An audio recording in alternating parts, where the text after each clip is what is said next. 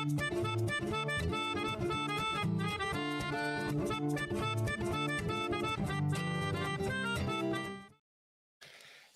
you guys, and welcome to our Mandalorian Roundtable for The Passenger.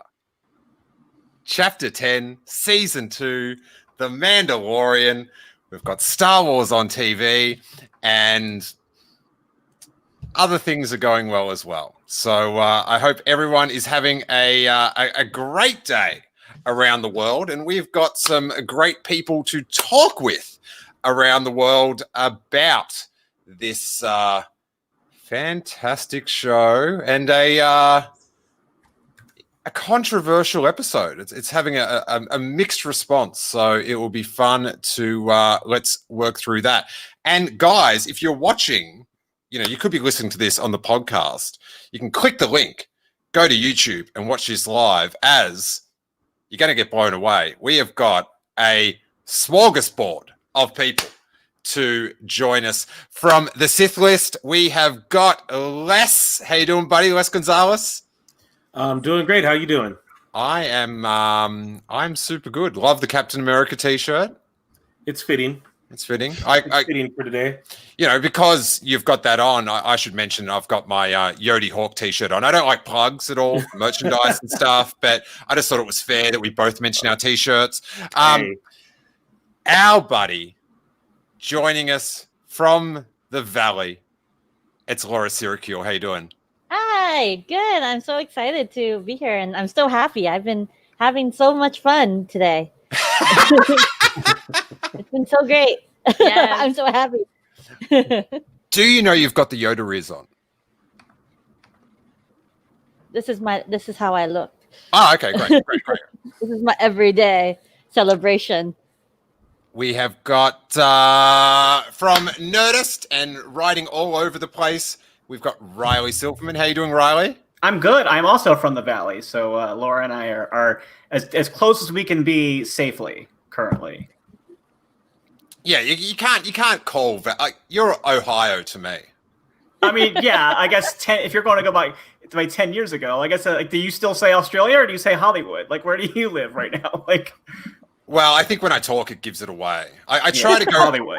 Got it. I'll tell you something, Riley. Even when I lived in Melbourne, I tried to approach it with a Hollywood attitude. You know what I'm saying? Oh, I know. I've known you for a while. I know that very well. Yeah.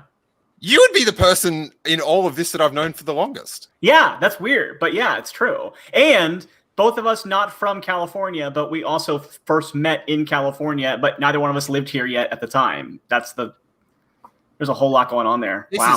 This is friendship ring theory.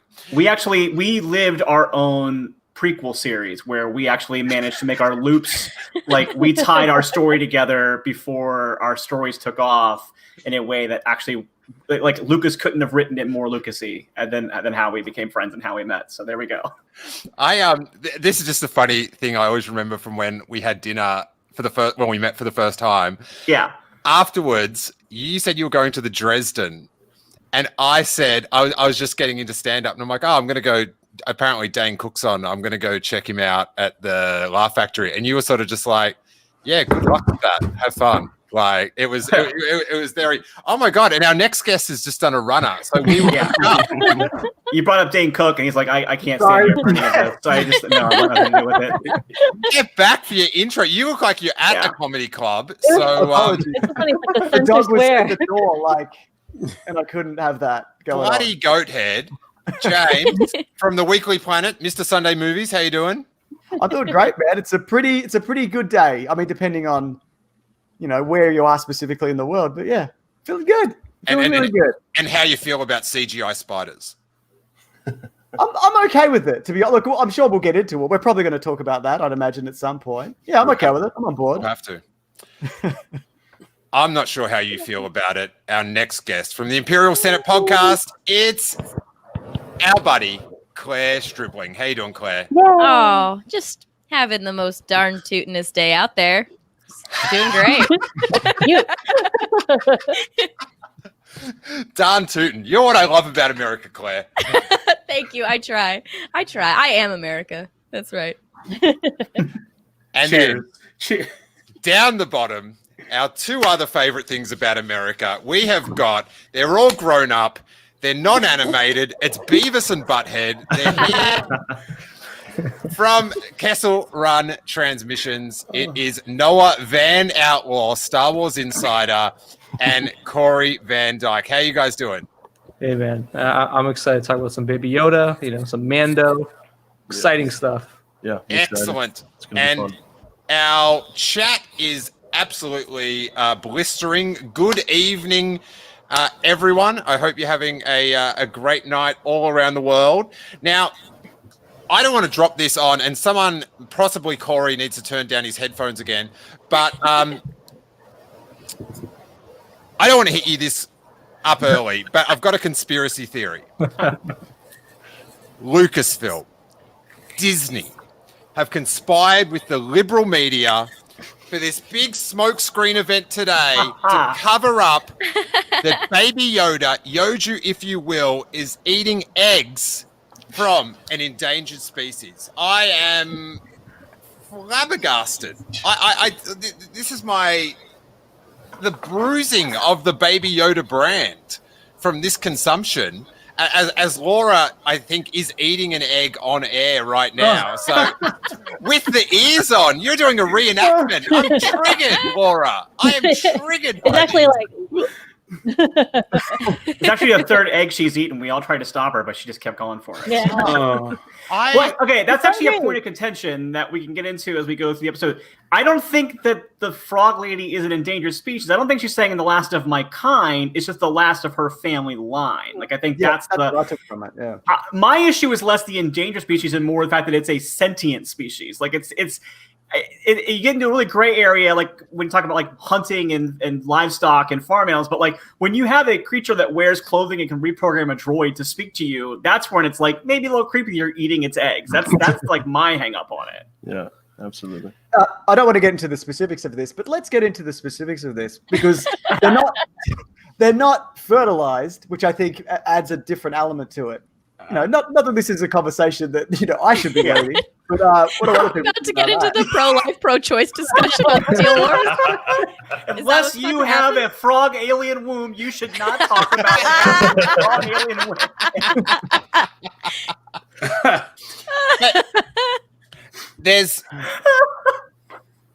There's two.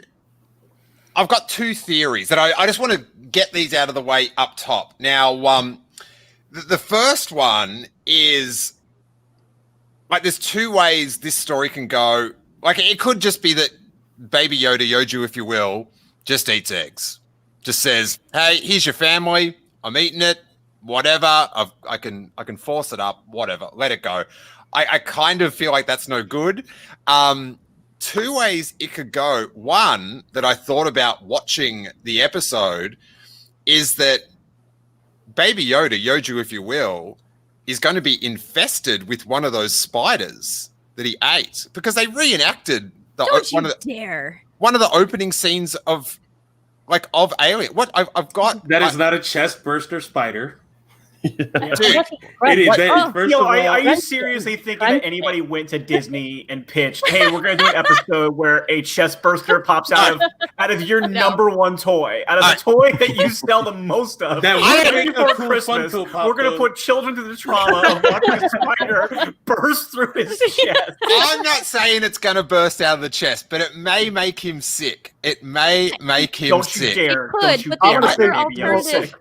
still the other alternative story to this is Baby Yoda opens the best dang brunch restaurant in the galaxy with Dexter Jetster, or the Dexter Jetster line, if you will. I mean, I think that's really the story of this episode. Absolutely. Yeah, You gotta try the eggs and spiders. They're the best. Ah. You can't get this good at egg and spider. This Oh. you can't. the last time I went there, they didn't give me enough spider. It was no good. Yeah, I like to dip it in the yolk. It's, Yeah. Eggs are delicious. Delicious green yolk. so I record these. I record myself watching to do these rapid fire reaction things. So I've got this is my reaction to watching this go down. Oh, the eggs are swimming. Oh, keep that thing away from the eggs. Don't let him gather them up. These eggs are getting handled very haphazardly. This is bad egg management. No, Gith, Rage.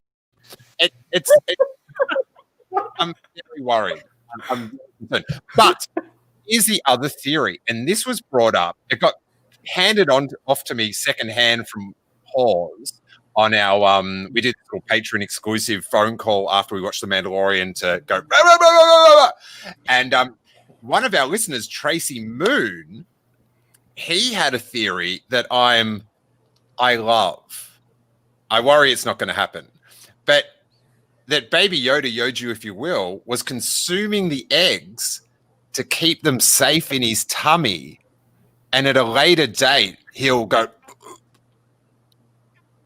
And another great feature of the Disney toy. And they'll be fertilized? Like, I don't understand. Like, oh, he's just keeping them safe. He's keeping them. Do you know there's a toy? Look, there's some sort of Funko or Pez of Yoju and the egg thing. And when I first saw it, I was like, oh, what a delightful little toy. And now I'm like, what a horrifying scenario. See, I thought that when I saw him just like suck the whole thing. But I was like, oh, you know what? In the end, he's gonna bring it out, and she's gonna have the eggs, you know, like with her. Like, oh, you said you gave me the last of my eggs. But then when he ate the spider egg, like cracked it open and ate it, I was like, no, he ate that. No, he ate all of that. And that like little like mischievous look he gives at the end when he's like, make sure she's not looking. Munch. No way. Well, that's what I'm worried about. The lizard mum's gonna find out and just Yes, like she's gonna turn lizard feral and start like and it's those big dead Baby Yoda black eyes are gonna. How's he gonna sound? Do it again. Do that one more time. There I it just is. think it's funny how the mother frog didn't notice that half her children have been eaten. Yeah. How's Corey? Oh, she's a bad mum. She deserves it. Eat her eggs. I will say, nothing if not consistent. Baby Yoda, he loves eating frogs. That's just like his big. So for him, the second a giant frog showed up, it's like when you on Easter when you get the giant like chocolate bunny, you're like, oh my god, this is my birthday. I must be 51 today. So because the very first thing when we first fully get introduced to Baby Yoda, the very first thing in his mouth is a frog.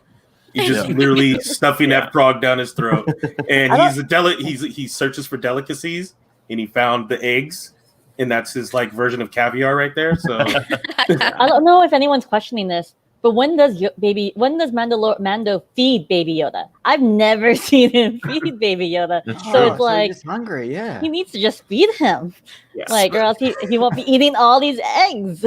Spoken like a true new mum, Laura. That's why when I watch it now, like when he's like walking and the Yoju's in the little tram, like meters behind, I'm like, no, you can't just let him walk around like a bar and stuff. It's bad Yoju management. Shout out to Sex Wedge with the super chat, and I don't know if this is going to make you feel comfortable or not, James, but Sex Wedge loves the mustache.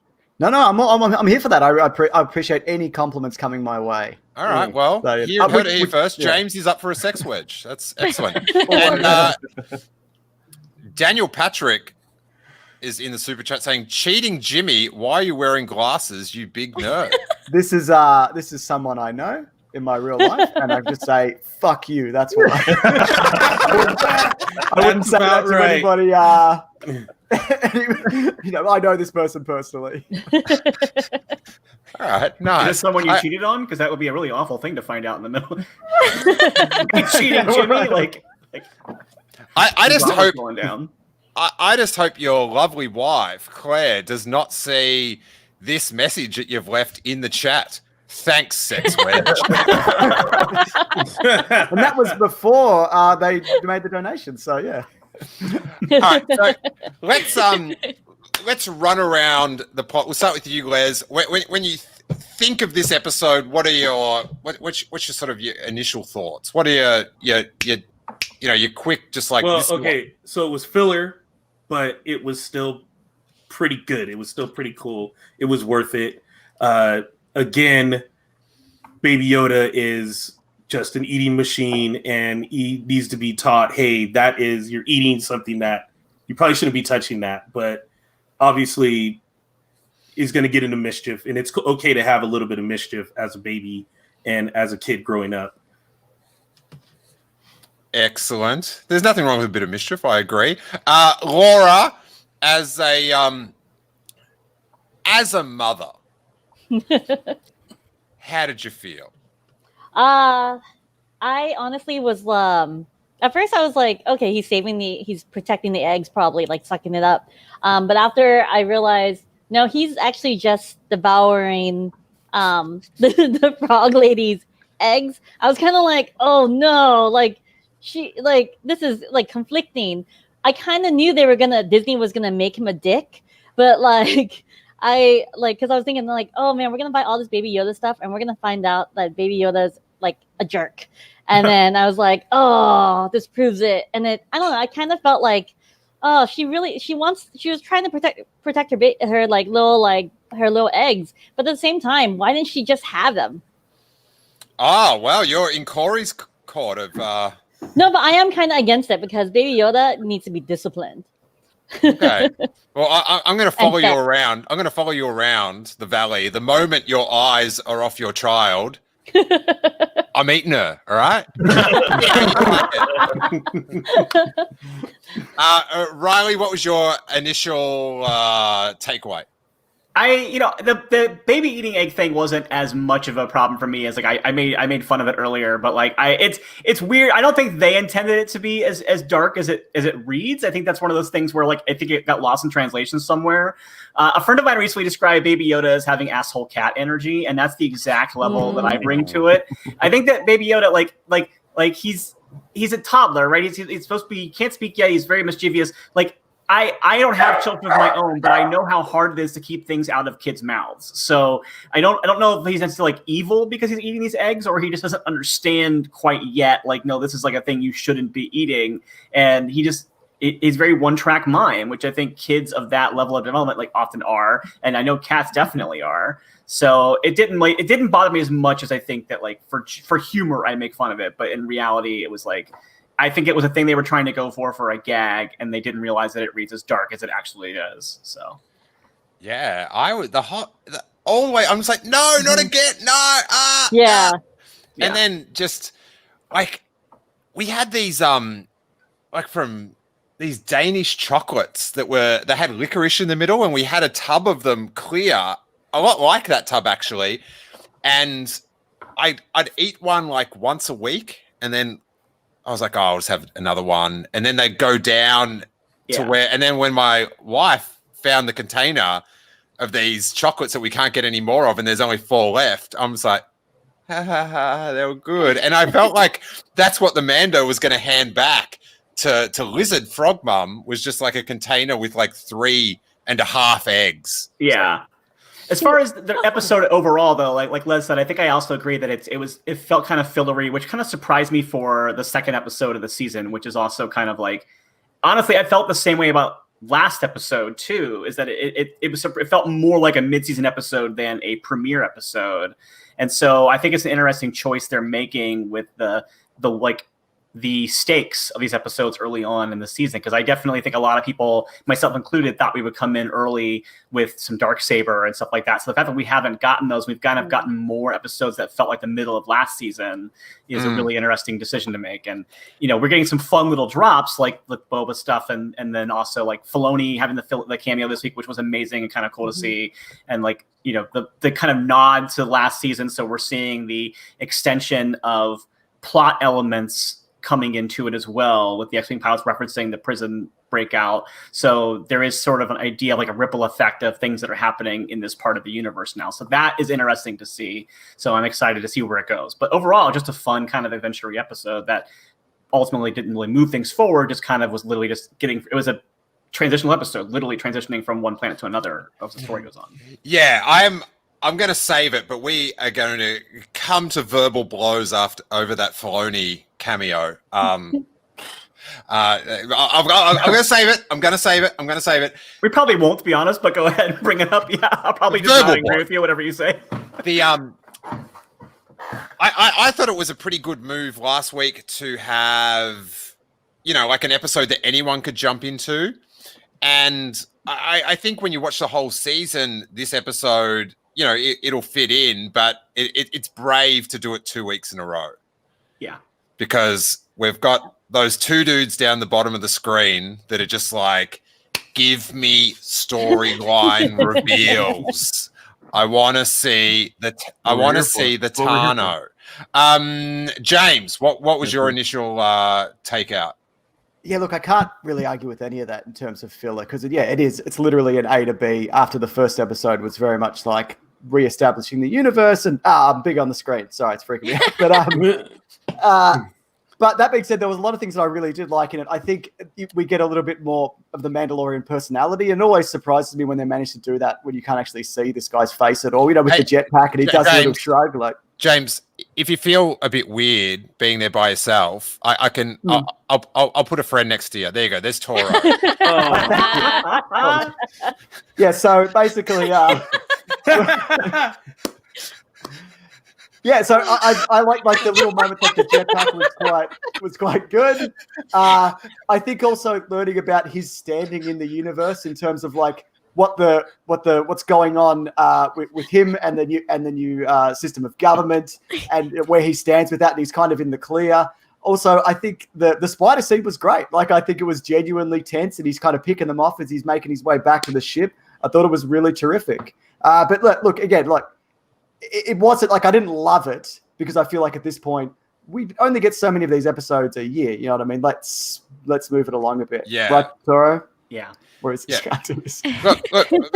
the crazy thing about the internet, James. And I know you've had a wild time in your journey on the internet. Like one moment, you're hugging Toro Calican. The next minute, you're hugging no one and you're Corey. That's how it works. Never. I'm going to dab. That's amazing. My goodness.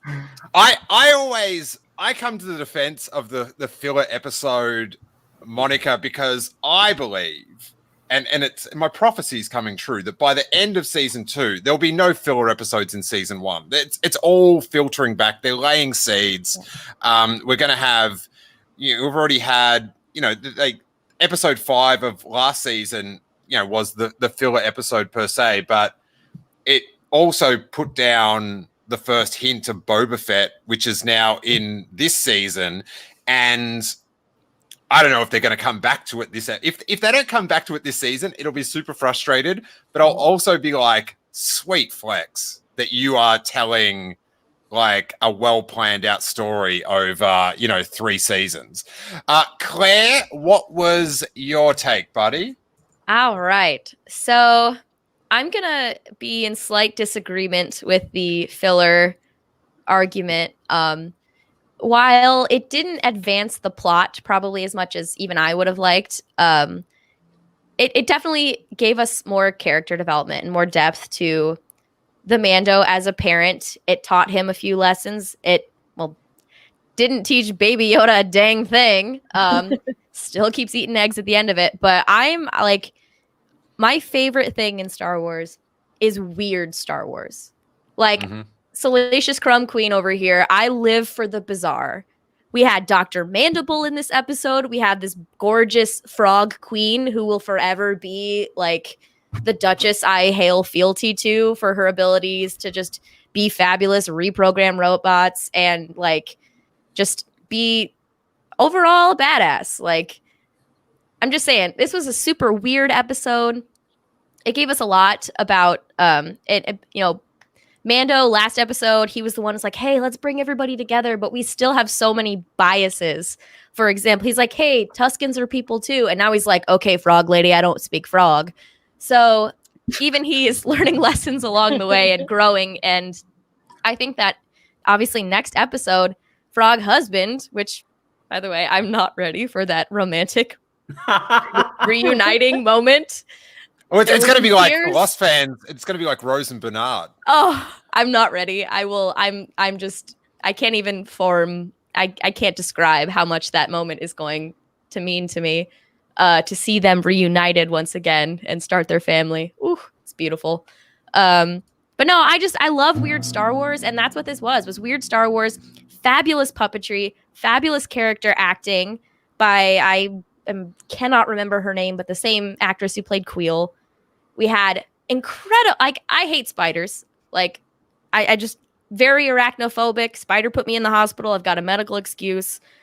And so that wasn't my favorite thing, but I will give all of the respect to the CGI, and the design of that entire action sequence was terrifying, gave me nightmares. So I enjoyed this episode, and I'm excited to see, what this adventure, and it taught us a little bit about the state of where the New Republic is right now. And they're like, hey, we know that you have a couple warrants out, but we're just gonna blah, blah, blah, blah. We're not really gonna pay attention to that right now, which is a very interesting and telling thing about the lawlessness of the time we're in.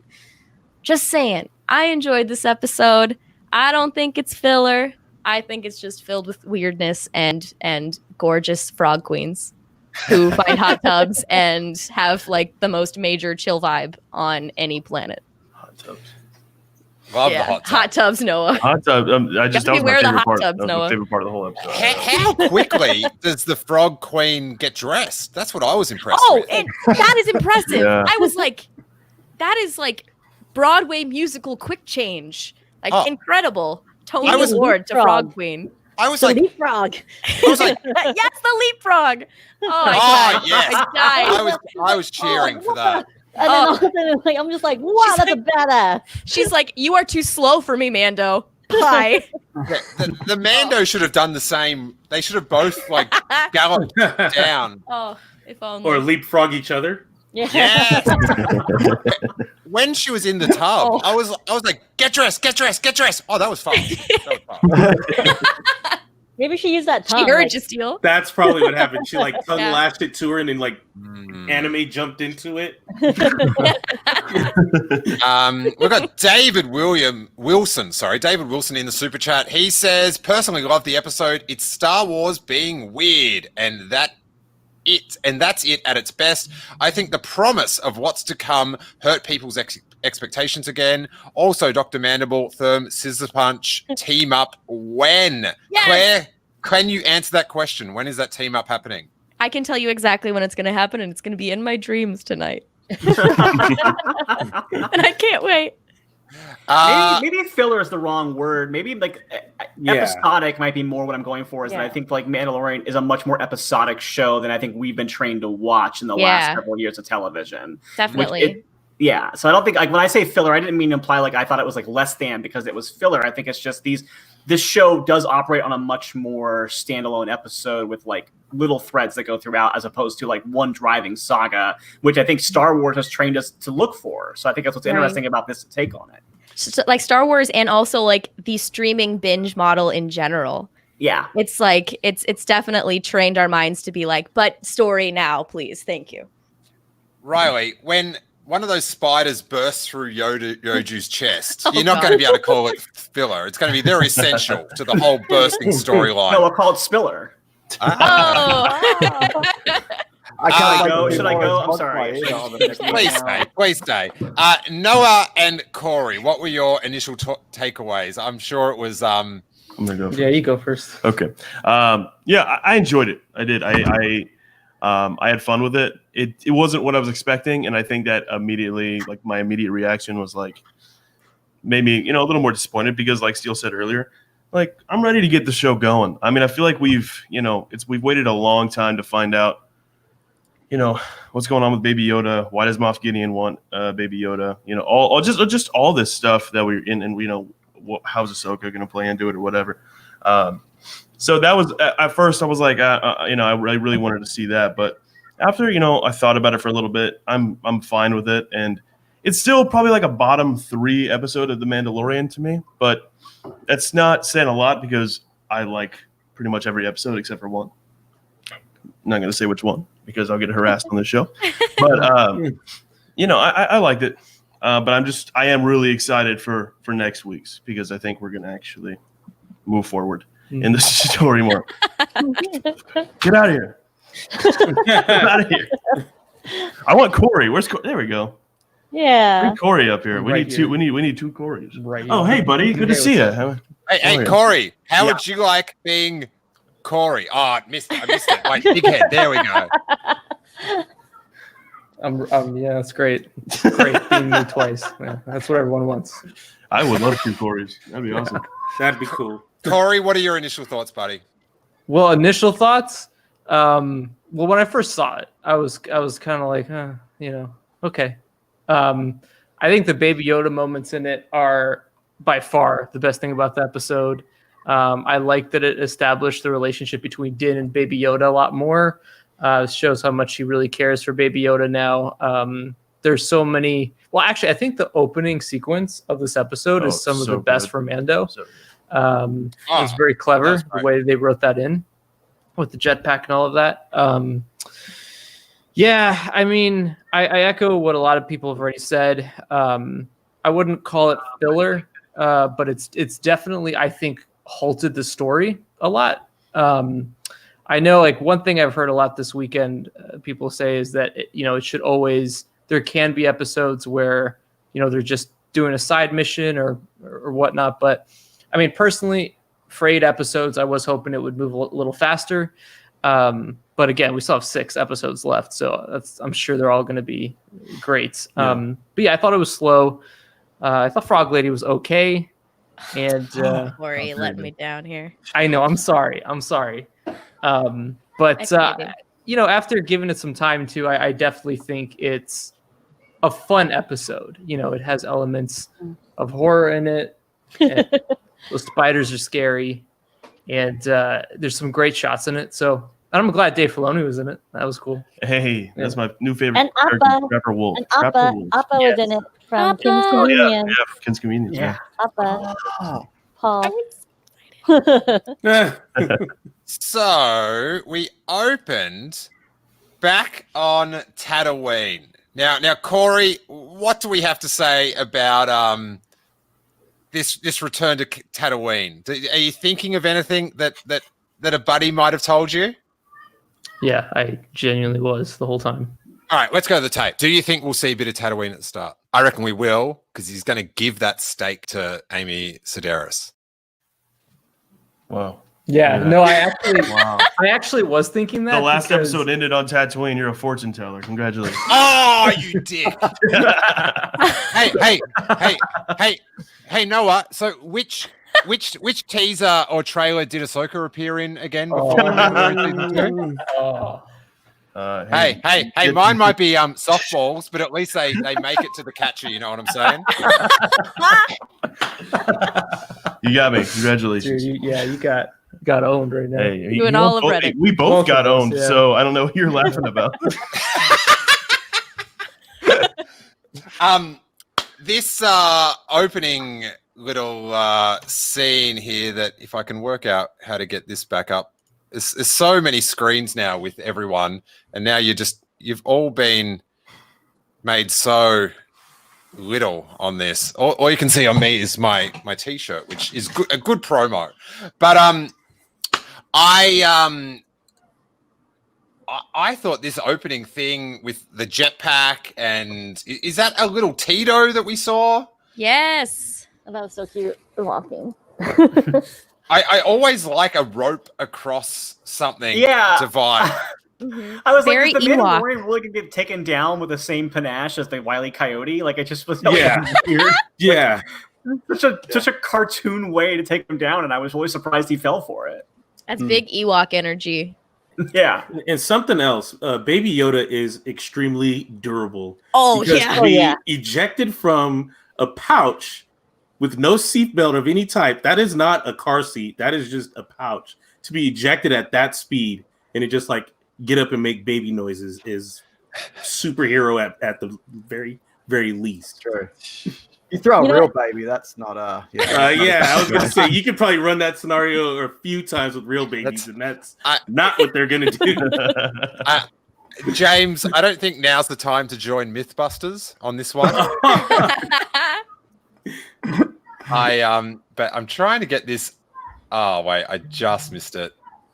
I'm trying to get this clip up without violating copyright. But one of my favorite little laughs of, there we go.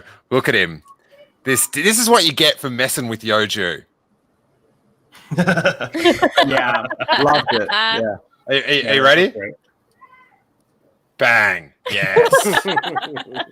That's what it's about. That's what it's about. Anyone else have any tidbits on that opening bit? I did feel something in my ovaries when Baby Yoda was like, after Baby Yoda was released, he ran up to Mando like a little baby, because like my kid does it all the time, so I'm kind of like, oh, my ovaries. And then we end up back in the cantina, Star Wars reference. We've got the old Prey Manus man that is that the same creature that was in A New Hope and then sort of got cut out? Yeah. I don't know. Yeah, I had that thought. I can't. Is it an ant or a praying mantis? Because my brother said something along those lines. It's Dr. Mandible. It is. I'm not sure. It might be a little mixture of both. Is that a name that you've made up, Claire, or is that really his name? First of all, Pelimoto calls him Dr. Mandible, and I had the subtitles on. And when he started doing his little noise, it said Dr. Mandible makes insect noises. I'm like, his name's Dr. Mandible. Sorry, I'm fine. Yeah. Okay. And then they go have dinner. Meat. It's all about the meat, Corey. Get back here so you can hear me talk about the meat. He said That made me want to be back at Batu so badly, because it reminded me of walking into Ronto Roasters and there's the giant piece of Ronto meat that's cooking. I was like, I don't think I've been that like homesick for Batu since since everything happened. But I was like, God, I want to go back. That made me so sad that I can't be at it right now. Homesick for Batu. Yeah. I love it. That is epic. And then we get introduced to Frog Mama herself. And I was instantly just, I've got Frog Mama's back.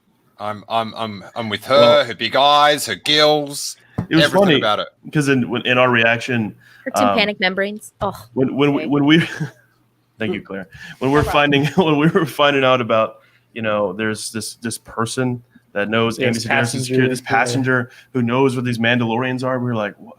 Me and Git were like, was it Boba Fett? Is it Sasha Banks? Is it Bo-Katan? Yeah. And we're sitting there like really ready, and then just Frog Lady peeks around the corner. Yeah. And we went, really? Okay. Hey, listen. I'm going to add weight to my spider in the stomach theory. Oh my gosh. What if the passenger isn't referring to Frog Lady? Oh. No. So wait. That would lay waste to your other theory about, or someone else's theory about him saving the eggs, because wouldn't that spider eat the eggs? I'm just trying to survive. I'm going with either theory to redeem Yoju's. He's just gobbling everything. Yeah, like I've only got one child, but I imagine if I did have a few, I wouldn't be up for someone just eating one of them. Like you'd actually count them and know how many are in there. Yeah, I would certainly hope so, as a good parent would do. That's because we're That's never mind. I was about to go like all biology on y'all, but there are strategists. A bunch of them aren't gonna make it anyway. And then this shot, which I thought he was going to have some sort of ET flower connection. Oh, me too. Totally. Totally. Yeah. I did not expect him just to eat them, which I felt dumb about. But he had more of a drunk me chicken nugget connection. The Chicky Nuggies return. I know. Oh Froggy Nuggy. Froggy Nuggies. What do you They're think canon. the difference between the frogs from the last season are and like the actual species frog? Yeah, that's what I was wondering. I guess the other little ones aren't called frogs. Yeah. Well, obviously it's their evolution of their brains that separates them from their primate type. I guess. We're going to do that thing. It's the evolution of speech and other things. Yeah. If you guys really want to go there, I thought Corey was I talking put about the glasses the on taste. for a reason tonight. I thought Corey wanted to know how that tastes different. No. Oh, that too.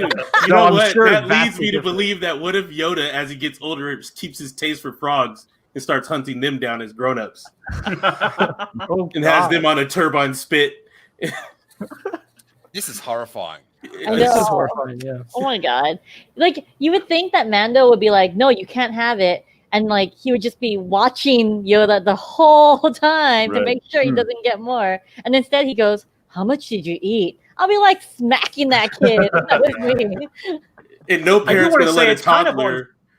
No, go ahead, Riley. I would say it's kind of on Frog Lady for having a baby container that doesn't have a lock or anything on it that a Right. child can't Yeah. get into Yeah. easily. Like She's put a like child Tatooine. safety lock on your unfertilized frog baby container. You got to press down the lid and twist it. Yeah. Double motion.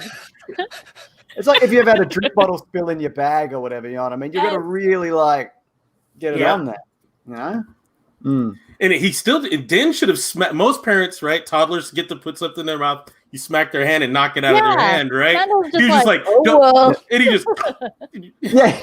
Well, Watch it happen, if you had a baby who could force choke you, you might also not smack its hand to get to not do A valid maybe you know what? That's a valid point. It's like that Treehouse of Horror episode with Bart, where he could do whatever he wanted. It was like a the Twilight Zone thing. It was Yeah. like a Twilight Yeah. Zone cover. Yeah. Yeah, it was a reprise. Billy Mummy of thing, that, yeah.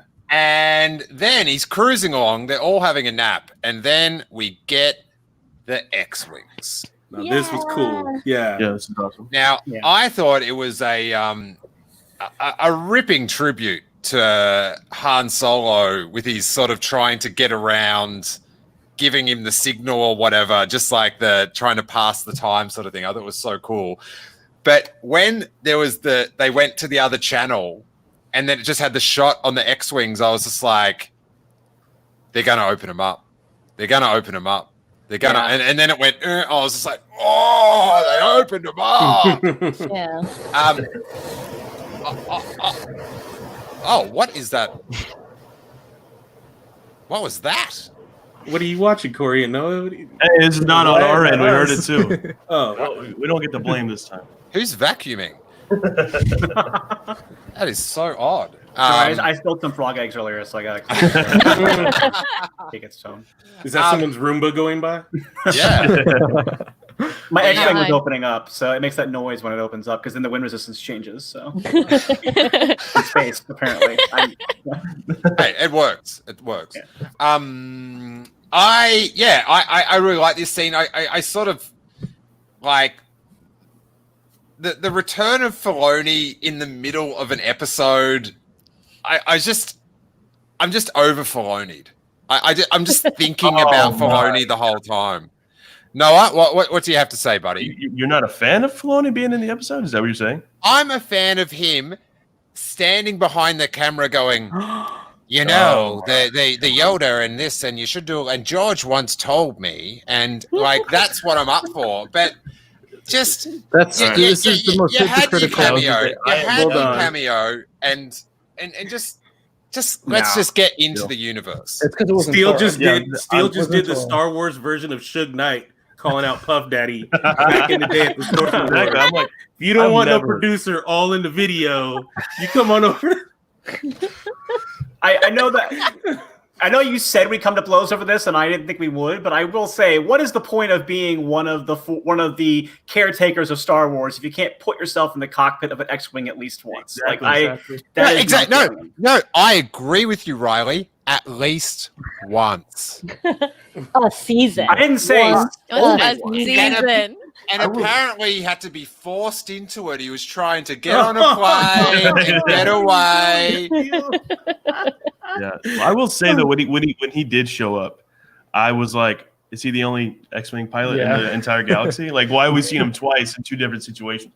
But that doesn't mean I didn't love it. I would love to see Dave Filoni in every episode. Like, Yeah. give it to me. It's great. And Steele, you really broke my heart on this one, and I will no longer sing Toro Watch on Kessel Run Radio. Ooh. Damn. Damn. I will say Paul Sung-hyung Lee was the best part for me because Yes. there's seasons in space, another, and he just is the biggest Star Wars fan, and just the fact that he got to be on it, I was just so happy for him. I was just like, ah! I quickly put a cosplay together. Oh, nice. Awesome. I checked out his Twitter. Maybe it was last night, and yeah, he was over the moon thrilled. So He's that the was biggest Star Wars fan. Like I gave him I gave him some Rose Tico stuff, and he was just like, "This is the best thing ever." So I was just like, He comes to LA a lot to shoot stuff, and he always meets up with fans. So he's like one of the nicest actors, and and he also always wants to talk about Star Wars. Nice. That's amazing. Yeah, you Very should definitely have him on the show. Incredible cosplays. He Incredible. makes amazing cosplays, and he was just like, everyone's like, "Did you bring your own cosplay?" He goes, "No, they gave me this one." So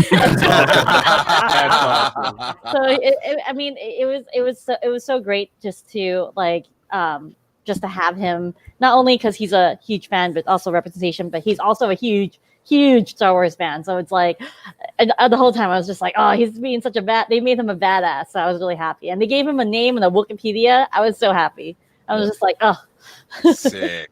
Hey, I just got to make something clear. People are getting upset about this Filoni business. It's treason. It is. It's Oh treason. no, not. I mean, All I'm saying is, I think he's a great creative, and there has to be more than like 3 X-wing pilots left in the galaxy. And There might not be, though. That might just be the state of the New Republic. Just like Cara Dune not wanting to get back into the fold of things. I'm doing the Star Wars fan thing. I'm trying to make it make sense.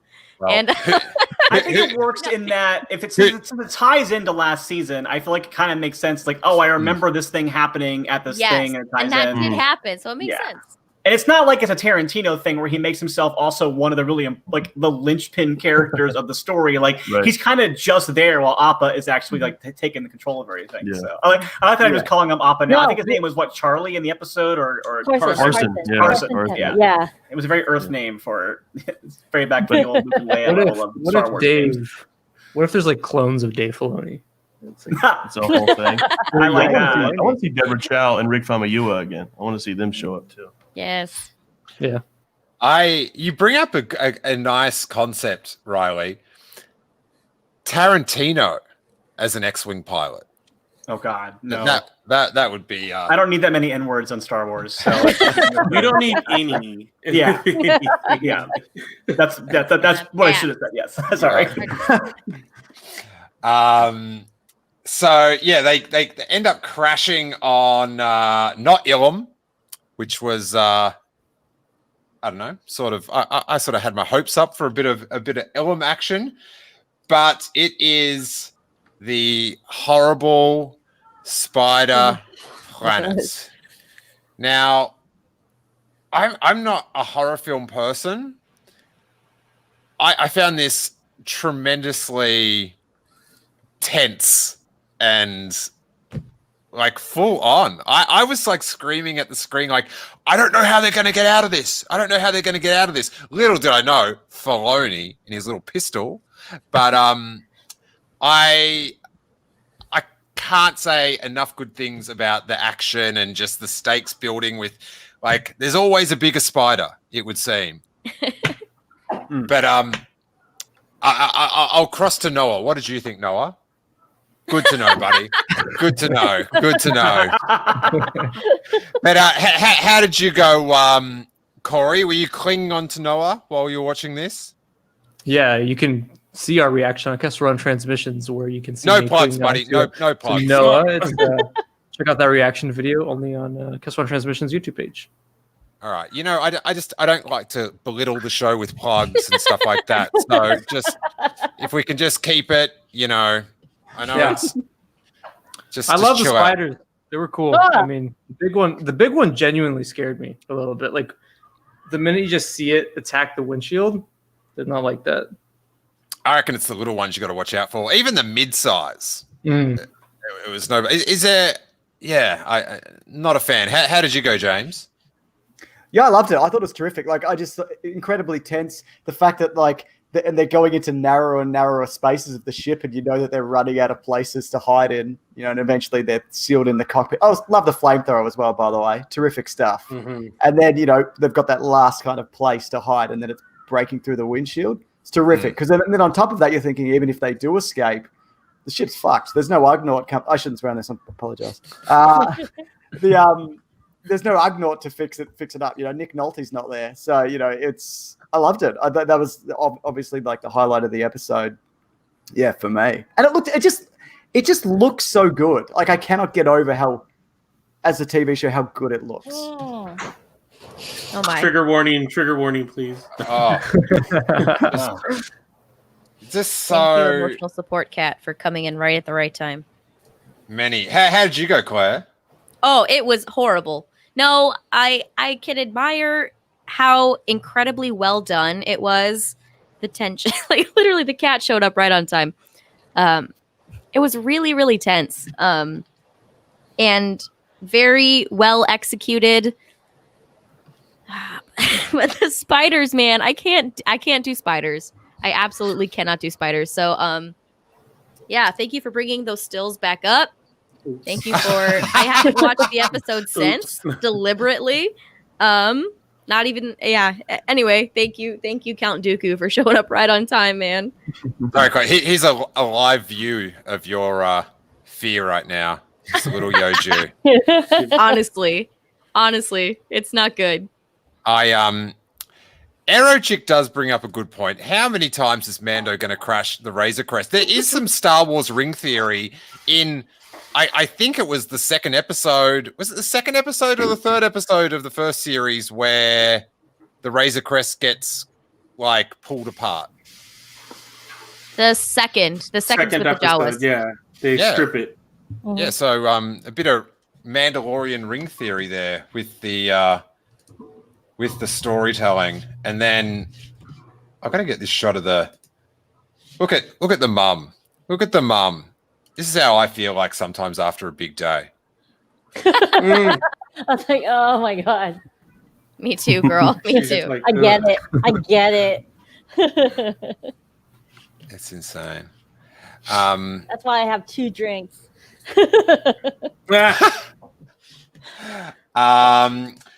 Then we get older Dave Filoni coming back. Sorry. Let's get a pause on. Oh no, that's Well, can we talk about the Jurassic Park feel when the giant spider comes down and then bam, right on top of the windshield, and the window, and I'm like, oh, that's just perfect. That is just perfect. That needs to win awards for that, like CGI.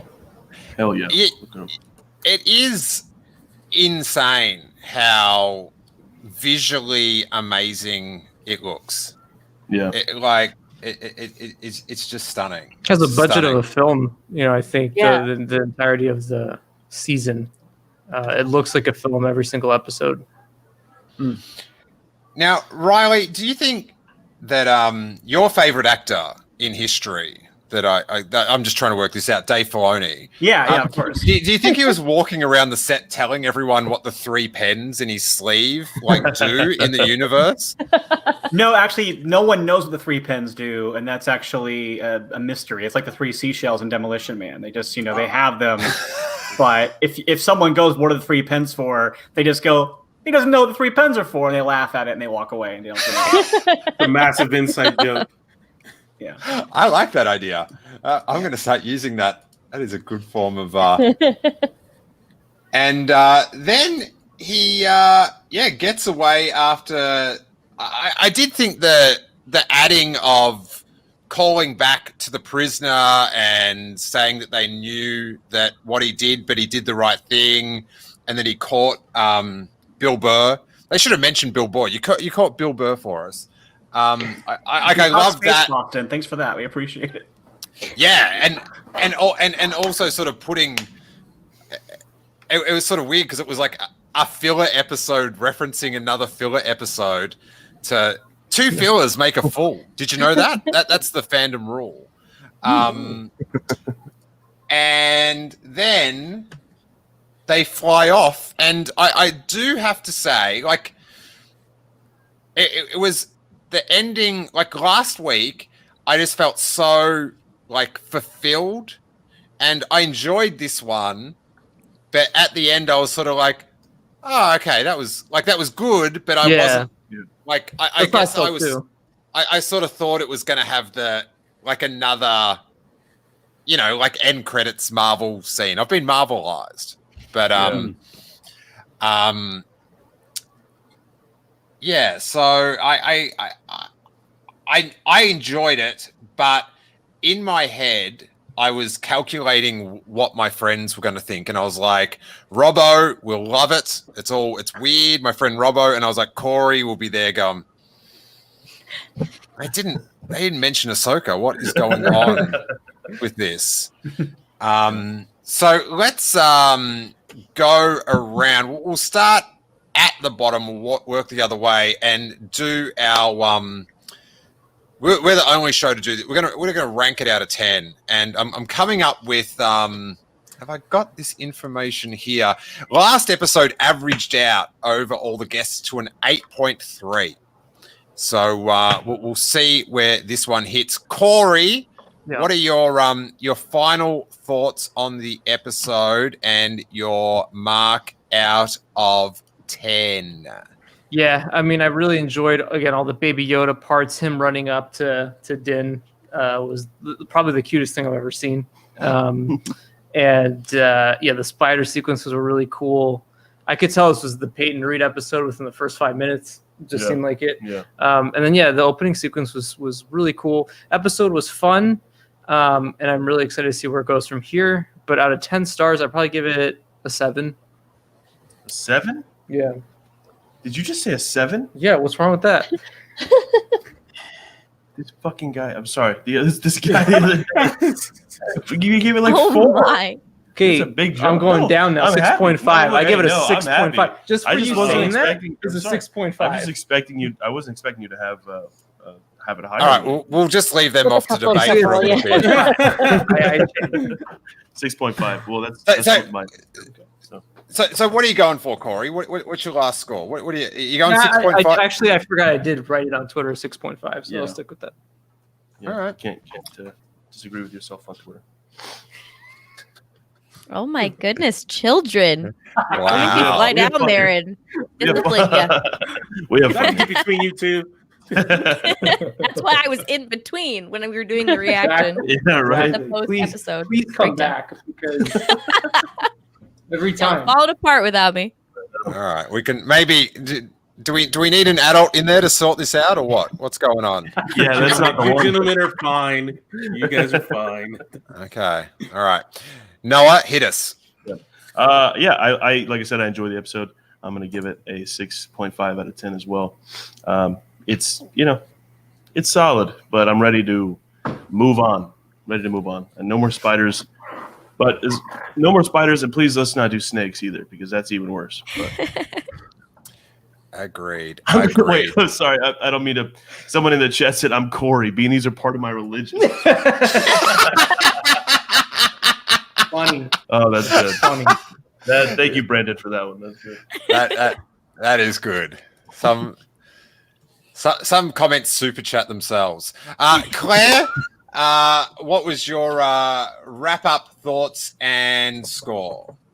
So, is it in my top 5? Not even close. It still is like towards the bottom. Sorry, Steele. It will beat Toro. I'm sorry. It's just something you're gonna have to live with. But I love weird Star Wars. It brings me so much joy. I do wish that we had advanced the plot a little bit more. But it brought me my one true love, the Frog Queen. So the more that I sit on it, the more that I enjoyed it, even though I was straight up terrified, which loses a few points in my book. I'm gonna give it I'll stick to what I said yesterday on our podcast, 7.5 out of 10. 7.5. Noah, would you like to argue her down, or are you going to let that one slide? I think I'll let it slide. I think we're Thank you. James, you crazy goat man, what do you got? Okay, so yeah, I thought it was tense. Like there were some really funny moments. I think there was some really good subtle world building about the universe and like the state of the galaxy and how they've got their hands full with everything else, which makes me think, why did they even bother chasing him? Like, what a fight, doesn't matter. But look, it wasn't great. I'd put it like somewhere around a 7. But look, it's better than most TV. You know what I mean? Because you got to look at it in the context of like as an episode of The Mandalorian, yeah, it's fine. But as an episode of television in general, pretty good. But there's also like, how does it compare? How does it compare with an episode of Hannity? Say, Wow. Yeah, look, you know, A little they're less very weird. similar. A in little lot of less ways. weird, actually. More bugs and insects on Hannity, maybe, but whatever. Absolutely, yeah. Keep going, James. Sorry. I was just gonna. Last thing I wanted to say was that there's only so much Star Wars we kind of get a year. So there's also the other side of it. It's like, let's go, let's move it along. You know what I mean? Yeah, but I'm That's sure. actually Look, very also, well put. Yeah. Yeah, what? Yeah, I no. thought it was very well put. No, yeah, it is. Oh, It is. thank you. No, it's See- true. You're locking in that 7, James? I'll lock it in, mate. I'll lock it in. All right, nice. I sort of do think that I sort of get that people want it to go on, but I do think they've been pretty good at having those episodes have traces of other things. Like the way, Yeah. I'm just a true believer because the way it all tied together, all those characters that he met along the way to form that sweet team at the end of season 1 with 7 and 8. So they've earned my trust. So Yeah, you know, absolutely. and as Riley can agree, once that chest bug thing comes out, it's all going to connect. What were your Played by Dave Filoni once it grows up big enough. That'll make it perfect. a spider with a little cowboy hat? Oh my god. Mandible. Final thoughts and score, Riley. I think I'm going to give it a 6.5. And I started with 10 eggs, but then I ate some of them. So 6.5 is going to be where I'm at. And I think I'm with Claire. I love weird Star Wars, and I like having a kind of a scary Star Wars. Like that was fun. Like spiders. I'm not an arachnophobe myself, but there was enough of them that I felt like I had to put an alarm out for other people who are arachnophobes. Like I actually had to like DM friends of mine who I know who have like crippling fears of spiders and tell them like, hey, be careful before you watch. Like I actually had a friend that I had to give time codes of like when the spiders appear and when they're gone so she could watch the episode. So that was like, that's how scary of an episode it was, which is kind of cool and fun. But I think to go with what James was saying, like I think that, like we said, we only get so much Star Wars a year, and comparatively, I think I feel the same way about this as I do about when Clone Wars came back. And not that I didn't like the Bad Batch episodes or even the early Ahsoka episodes, like they were fun, but it's like it felt like, wait, we've been waiting for this show to come back, and this is what we're getting for weeks. And so there's a certain point where it's like, please let me get to Ahsoka fighting Darth Maul. Like, let me get to this. So but I also, now that I look back on Clone Wars season, that's what I think of as Ahsoka fighting Darth Maul. So give me, if this season ends with its version of that lightsaber battle, then I won't remember that this episode felt to me like a sum of parts that didn't add up to a whole that I was super in love with. Because like I said, I loved every weird detail about it, but I didn't feel it all came together into an overall episode that I thought was like, that was a really great episode of the show. What did you think, Jerry? I also think that, you know, there've been 2 like pretty good episodes, and they haven't really spent like any storyline currency yet. Like, do you know what I mean? Like once the storyline actually gets going, which presumably, you know, we're going to be on the ocean planet next week, and you know, we all know that on the ocean planet, there's just plenty of Sasha Bankses going, like looking around like that. So we should see some progression in the storyline. So yeah, I do think, I thought it was gutsy to do 2 in a row, but I feel like it's better than doing, you know, if this one was the 6th episode and it's like, oh, there's only 2 episodes left. What are you doing to me? Like, Laura, what your thoughts and score to wrap up? Well, I love the director, Peyton. Peyton's like one of my favorite directors. So I was like, oh, this is gonna be great. Because I love Ant-Man, but I didn't expect him to bring Ant-Man into this episode with a whole bunch of bugs. Even though the CGI was amazing, it scared me to death. Like I was just like I was freaking out, and so that kind of took away points. It's like CGI 10, but then the fear of it was like it brought it down. But it was beautifully shot. But I did enjoy the guest cameos. I did enjoy Filoni.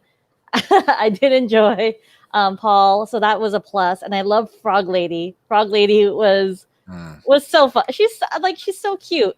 I didn't like how they made Baby Yoda a jerk, but I'm hoping they will redeem him by making him vomit those eggs up. And it shows the bad parenting of Din. But I don't know. I just felt like I've been waiting for a long time for the plot to move, but there was no no added benefit to this episode. Like there's only like cues to the past episodes. It's like, yay, call back. But there's nothing that would be moving the plot forward. And I kind of need something, at least at the end, be like, oh, look, there's Boba Fett or something, like again, like the last episode. So I kind of need for me to really enjoy something, I need it to kind of push the plot further. So I would give it a 6. Okay. Hard but fair, Laura. The end sort of was just we're floating in space. Like it was quite a weird feeling to be left with at 1:05 in the morning or whenever it stopped. I'm just like, okay, we're just floating there. Les, what have you got to bring us home? Okay, so when we did our quick recap on the Sith list, we kind of all averaged it out to no plugs. Sorry, gotta take it when I can. Gotta take it when I can. You gave me the opportunity. Hey, so I don't put stuff like this up on the screen. I don't put that up. It's just like it belittles the whole scratching each other's platform backs of here. YouTube. We're just scratching each other's We backs. are on this exquisite platform of YouTube, and you're just here trying to ruin it with. If everyone can just hit the button, and if there's ads on the screen, do click them as well because they are there. Sorry, continue, Les. Sorry, I just. Anyways, it averaged out to about a 7.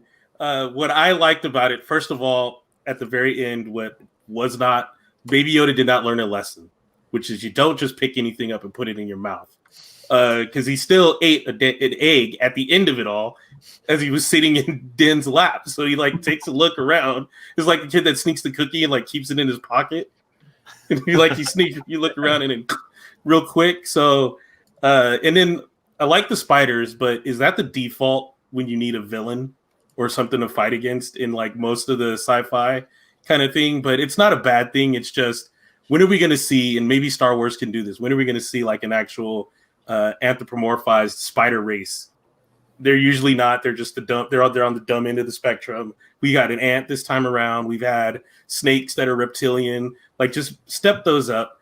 It was cool seeing X-Wings. That was actually really, really cool. And it was cool seeing him come back in the end and help save Din's skin there. So yeah, it's about a 7 for me. Excellent, except for the plug. It's just I just don't know about these plugs. It's very upsetting. Shame. I thought it was gripping. It's not what we wanted, but I felt like it was super enjoyable, and the fact that they did it up top was great. Eating the last egg was sort of no. Mm-hmm. I'd be interested to find out what they were hoping for. It's just didn't anyone watch this? Iger watched the first season 3 times, or so he tells me. Right? He texts me all the time, and it just seemed like it was. I don't know. I just felt like they read the room wrong with definitely the final egg consumption. I'm very very tender over these eggs. So I'm going to lock in a 7, which makes the combined, our average score last week was an 8.3. This one is a 7.7. So wow. That's where we're at. They can't all be barn Star Wars burners. 77 is a pretty good target to aim for. So. Yes. Mm-hmm. However, I give today a 10. So that's pretty good. That's my favorite score of the day. As we do go to wrap up, please, guys, I can't emphasize this enough. I don't want to get all less on everyone, but hey, let's just really respect the algorithm. Click all the buttons you can, except if it says unsubscribe. Don't click that one, but just like, retweet, all that good stuff. Apparently, Sunday movies, you can tell me about this algorithm. We've got to respect it, yeah? Is that the deal? Absolutely. It's all about the algorithm. You live or die by it, you know? Does putting algorithm on the screen help the algorithm? As far as I know, it doesn't hurt the algorithm, so that's good for the algorithm. If you're not hurting the algorithm, you're good. Okay. You're on the right track. Excellent. Thank you. Let's let all the people, the good people on the internet, know where we can be tracked down to follow our content. Les, I'll let you start it up and we'll go around. You are a co-host on one of my favorite podcasts, The Sith List. Tell the good people all about it. Well, we're 5 good friends that hang out once a week, record your Week in Geek. So we try to cover everything from anime to Star Wars and all that in between. Marvel, DC, any shows. We also try to talk about other topics outside of that spectrum too, but that's pretty much what we do there on the Sith List. Excellent. Laura? You can find me. I write for a whole bunch of different places. Sometimes Nerdist too. So I write for a whole bunch of different places. I'll be tweeting about them on. You can find my handle here, Sirikul. So yeah, and basically I'm always on there and writing. Excellent. I'm glad that you pointed to the wrong corner of your screen. I cannot do that. I can never point the right way. So I have to go, I'll point the opposite way to what I want to point at. And then I'm like, it's too much. So I felt you there, Laura. I felt you there. I was walking it over.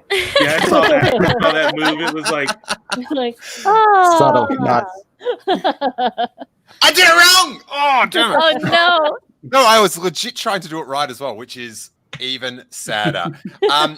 Riley, would you be able to point at your Twitter handle correctly? Oh, that's there it is. Close as I can get. I was just too far off screen. That's just showing off. I'm so jealous. Well, no, see, it's easy for me because I know where my curtain is, so I just know, like, do the hand is not on the same side of the room where the curtain is. Perfect. So. Oh my God, you've changed. Now I'm just like away from the microphone. Oh! Yeah. Guys, it's going to be a huge week of pointing at things on the screen, on the Hyperchat. Yeah, there it is. Thank you. Well, yeah, if you've got more tips like that, then please let us know where we can find them, Riley. Where are you writing right now? I am writing, as you mentioned earlier, for Nerdist. I also, like Laura, I write for a lot of sites. So I also write for Sci-Fi Fangirls, and I write for Fandom, and I also I write for a podcast on the Max Fun Network called Troubled Waters. And of course, as you know, I run my Dave Filoni Fan Museum, where we discuss all of Filoni's acting work. So it's very specific fan museum. But so obviously check out FiloniThespian.com for all that great work. Wow. Well, once all this virus is cleared up, I hope to come around and visit your Flontorium, where you've got all your framed hats and all that sort of good stuff. Yeah, we have a lot of different hats over the years, different eras. So it's fun. It's fun collection to have, and we've some collectors found someone in a dusty room somewhere in Arizona, and we got about 6 of those. So it's good. Now, James, Mr. Yes. Sunday Movies, the Weekly Planet.